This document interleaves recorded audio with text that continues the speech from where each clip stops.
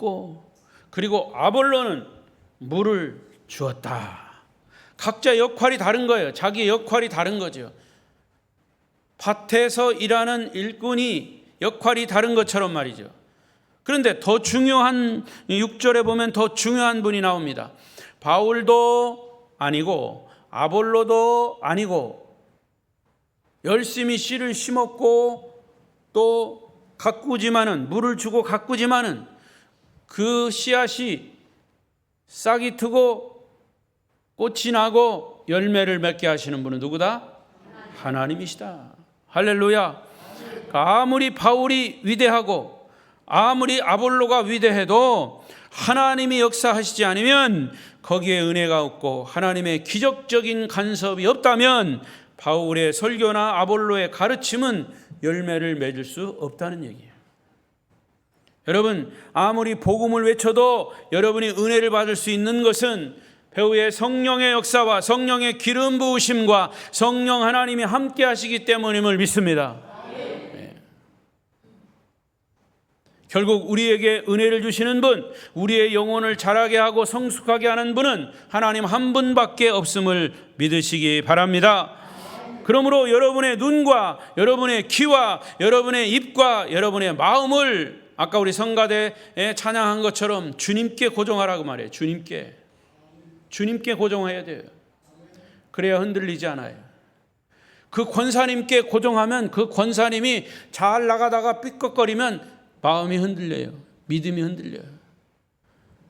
하다못해 그 목사님을 집중하면 그 목사도 실수할 때가 있어요. 아, 목사도 실수하는구나 하면서 교회를 떠나는 사람도 있어요. 그러니까 우리의 믿음은 주님께 고정하라고 말이에요. 복음에 집중하시기를 축원합니다. 우리 믿음을 가진 자들은 하나님의 일에 동역하는 동역자일 뿐이에요. 그래서 바울은 8절에 심는 이와 물 주는 이는 한 가지라고 했어요. 읽어요. 시작. 심는 이와 물 주는 이는 한 가지이나 각각 자기가 일한 대로 자기의 상을 받으리라. 동역자들 사이에 더불어 함께 일하는 사람끼리 가져야 할 중요한 원리입니다. 더불어.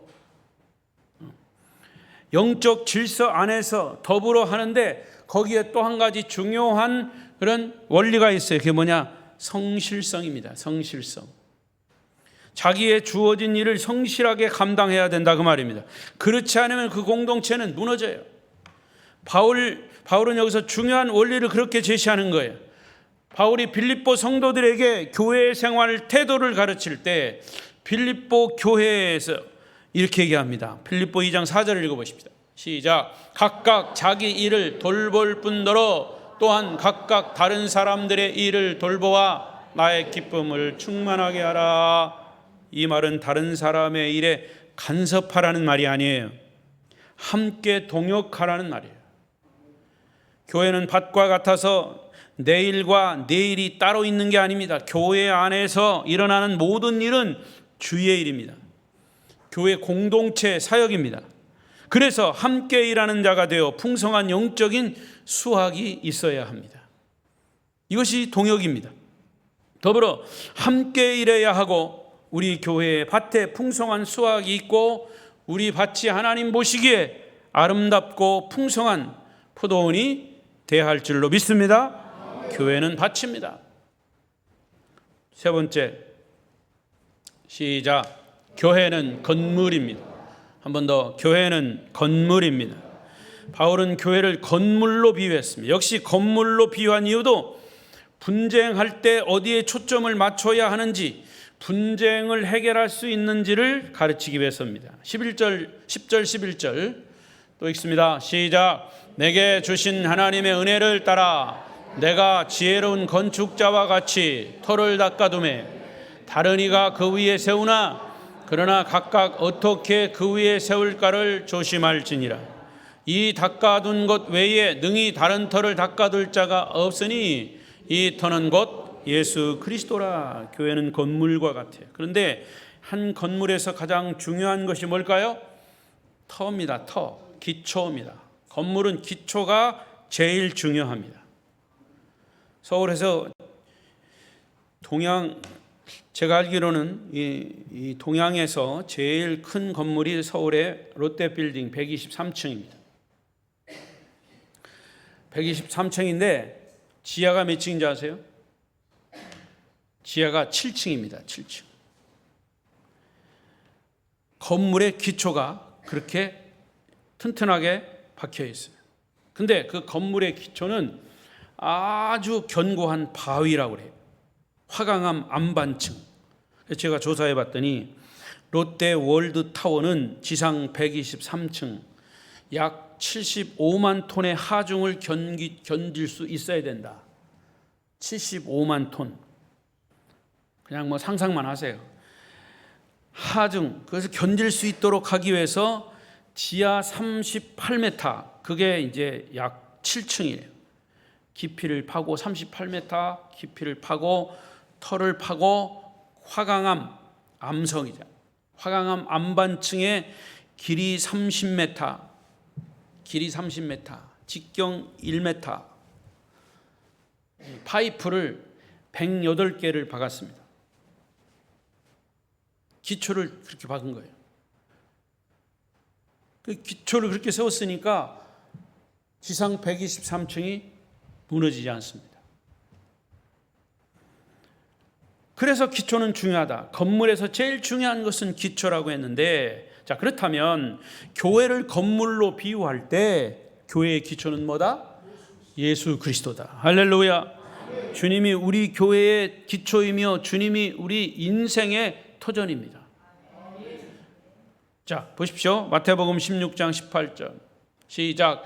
또 내가 내게 이르노니 너는 베드로라. 내가 이 반석 위에 내 교회를 세우리니 음부의 권세가 이기지 못하리라. 베드로가 가이사 빌립보 지방에서 예수님 물으셨어요. 너희는 나를 누구라 하느냐? 물을 때 베드로가 주는 그리스도시요 살아계신 하나님의 아들입니다.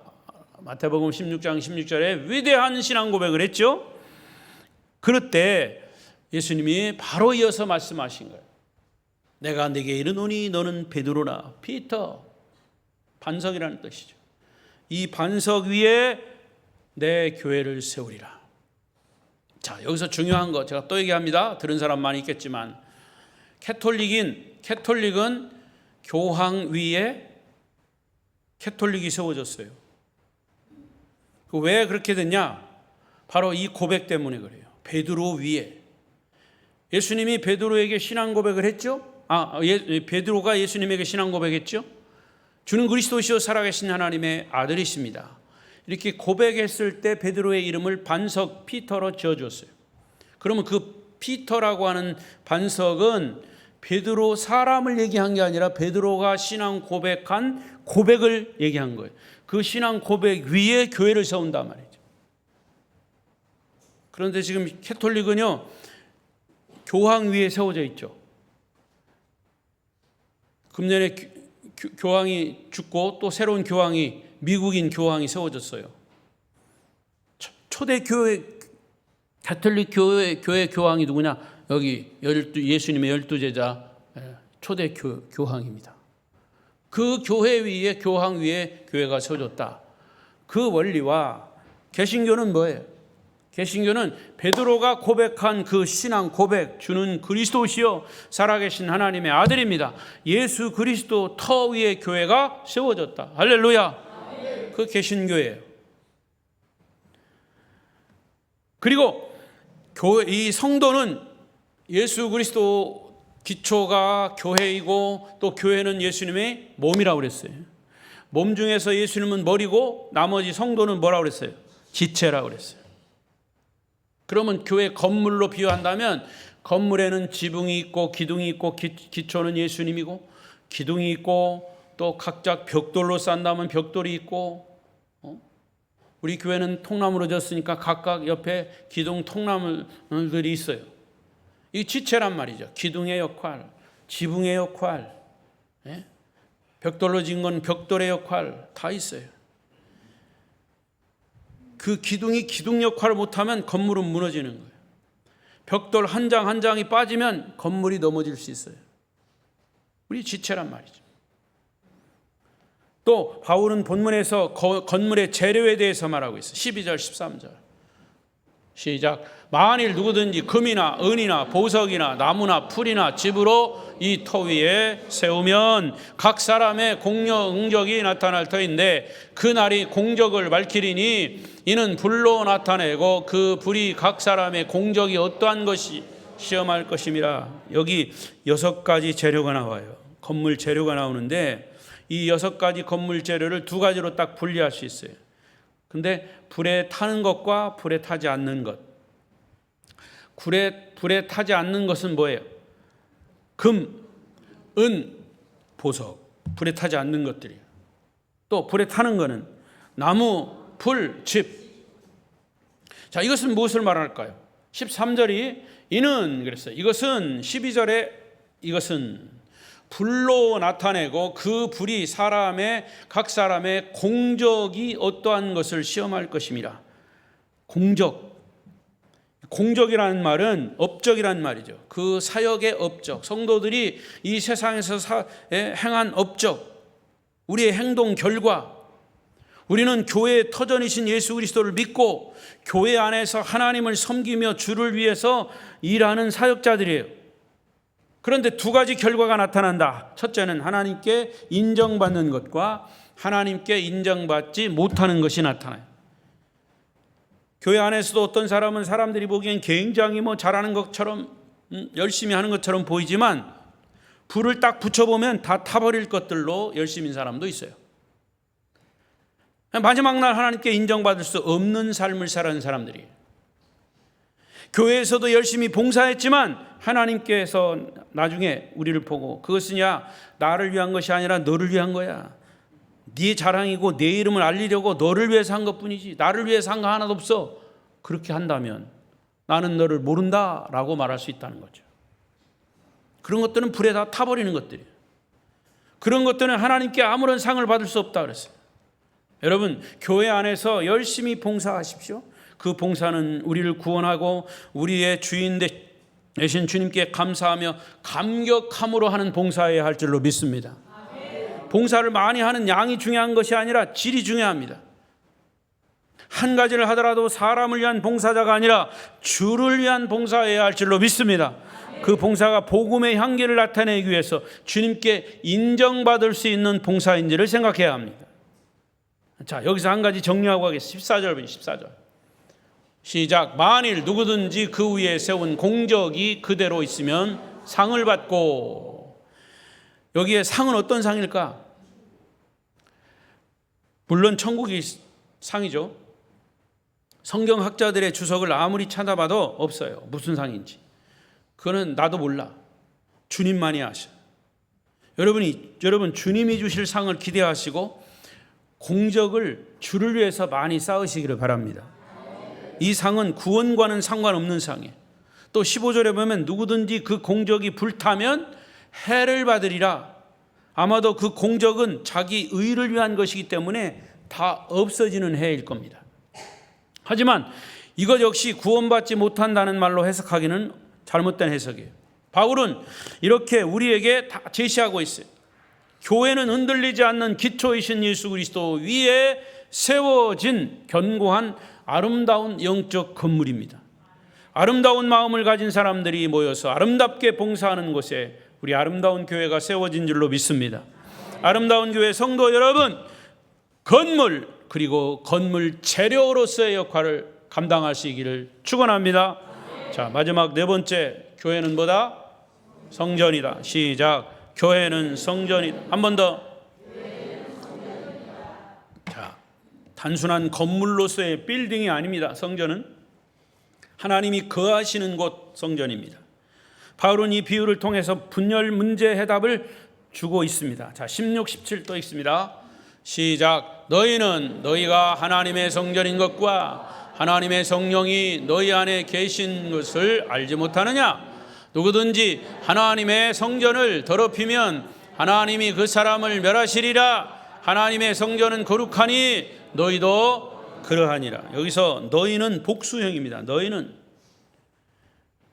누구냐? 하나님의 성전이라는 말은 너희는 하나님의 성전이다. 이는 말은 우리 개개인은 예수 그리스도를 영접하고 성령을 모신 성전이지만 개인적으로 성전일 뿐만 아니라 성전인 우리 개개인이 모여서 공동체로의 성전을 이룬다는 뜻입니다.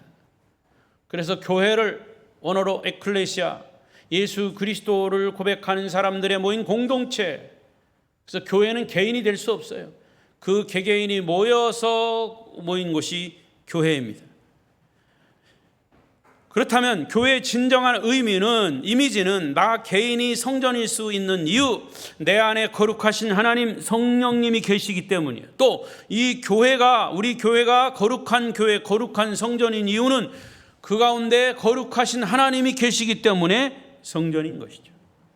따라서 교회가 교회답기 위해서는 그 거룩함이 유지되어야 합니다.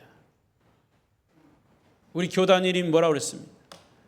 기독교 대한 성결교회, Holiness Church. 그래서 다른 교단 목사님들이 늘 성결교회는 참 이름이 좋다고 성결한 사람들이 모여서 성결한 교회를 이루고 있다. 실제로 그렇습니까? 이 교회의 거룩성입니다.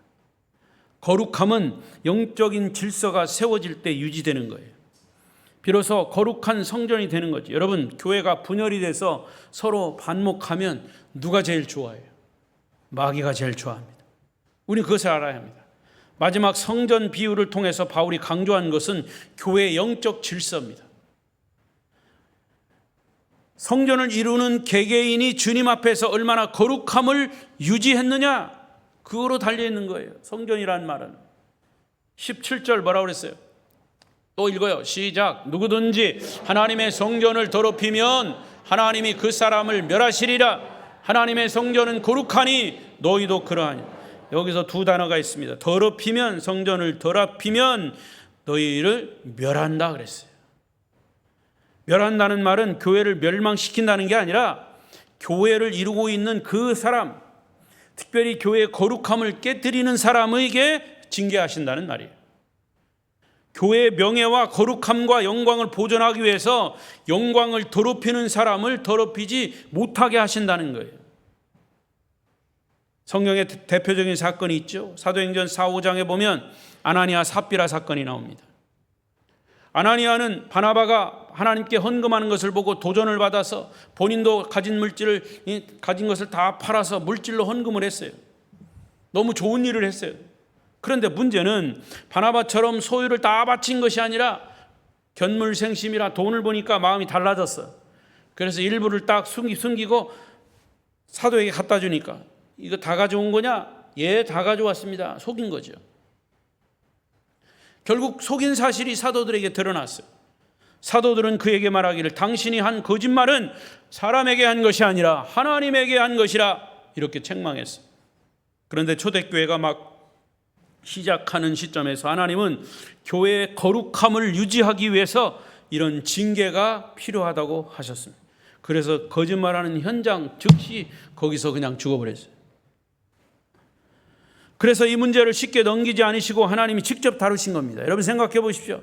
그 당시 이 사건이 교인들에게 얼마나 충격을 줬겠어요. 그렇지만 그 말씀이, 그 사건이 교인들에게는 엄청난 메시지를 주고 있었습니다. 그 메시지 교훈이 요지는 뭐냐? 우리가 성전을 더럽히면 하나님도 우리를 멸하신다. 한 사람이 교회를 더럽혔다고 해서 교회가 전체가 없어지는 거 아니에요. 그런 일이 있을 수 없어요. 왜냐? 교회는 주님의 몸이고 하나님이 주인이시기 때문에 교회는 무너지지 않아요. 2000년 동안 교회가 얼마나 박해를 받았어요. 그러나 무너지지 않아요. 지금 이 시대의 교회도 얼마든지 일어날 수 있는 사건이에요. 정부가 교회를 박해합니다. 일어날 수 있어요. 얼마든지 있을 수 있어요. 그러나 교회는 무너지지 않아요. 교회의 주인은 하나님이시기 때문에, 교회의 기초는 주님이시기 때문에 주님이 지키시는 줄로 믿습니다.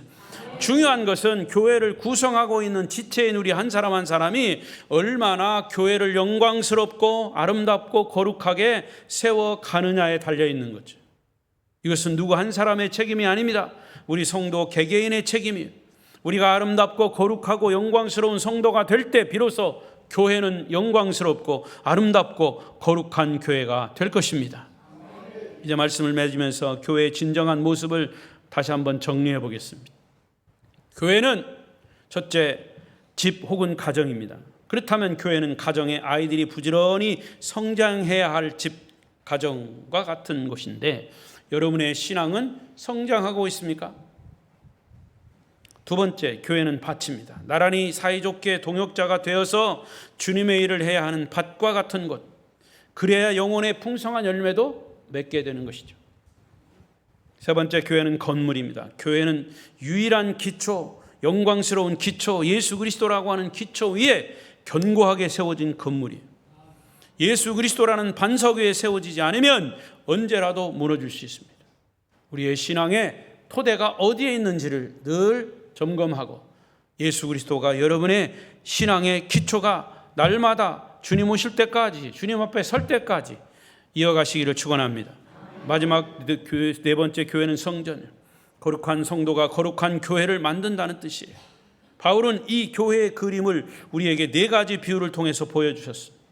지금 갈라지고 상처투성이 된 고린도 교회 성도들에게 바울은 정말 시시콜콜한 해답을 제시하기보다는 교회의 큰 그림을 이해하기 쉽게 네 가지의 비유를 들어서 보여주셨습니다.